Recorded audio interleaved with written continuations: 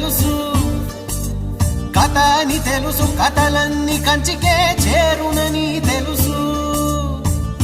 తెలుసు తెర తొలుగుతుందని, తెలుసు తెల్లారుతుందని, తెలుసు ఈ కట్టె పుట్టుకుమంటదని, తెలుసు ఈ మట్టి మట్టిలో కలిసిపోతదని.